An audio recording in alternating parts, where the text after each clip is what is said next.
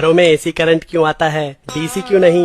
इमरान अपने कजन इरफान के लैपटॉप पे गेम खेलने की जिद कर रहा है। लैपटॉप का एडेप्टर खराब है, नया लेके आता हूँ, उसके बाद खेल लेना। इरफान को गए काफी टाइम हो गया और अब इमरान से रुका नहीं जा रहा। अब नया एडेप्टर लेना ही है तो क्यों ना इस वाले के वायर काट के इसको डायरेक्ट सॉकेट से जोड़ दिया जाए, करंट ही तो चाहिए। इमरान बस स्विच ऑन करने ही वाला था कि तभी इरफान आ गया। अरे भाई, लैपटॉप खराब करेगा क्या? वो एसी नहीं डीसी पे चलता है। अच्छा, तो एडाप्टर का काम एसी को डीसी में कन्वर्ट करना होता है, लेकिन ये बल्ब और पंखा तो बिना एडाप्टर के काम कर रहे हैं। कुछ चीजें जैसे कि लाइट बल्ब और पंखा तो एसी में चल जाते हैं, पर ज्यादातर इलेक्ट्रॉनिक उपकरणों जैसे कि लैपटॉप और टीवी को डीसी ही चाहिए होता है। तो क्या बल्ब और पंखा डीसी पे काम नहीं कर सकते? कर सकते हैं, लेकिन शायद पंखे की मोटर बदलनी पड़ेगी। अरे जब सब कुछ डीसी में काम कर सकता है तो घरों में एसी क्यों आता है? फालतू में एडाप्टर का खर्चा बढ़ गया। एडाप्टर का खर्चा तो बढ़ गया, पर एसी की वजह से काफी बिजली भी बचती है। वो कैसे? इलेक्ट्रिकल पावर जिससे हमारे घर के उपकरण चलते हैं, वोल्टेज और करंट दोनों पे निर्भर करती है, और ये पावर हमारे घरों से दूर पावर प्लांट में बनती है, जहाँ से फिर ये इन मोटे मोटे तारों से होके आती है। सेम इलेक्ट्रिकल पावर को हाई वोल्टेज लो करंट पे भी ट्रांसफर किया जा सकता है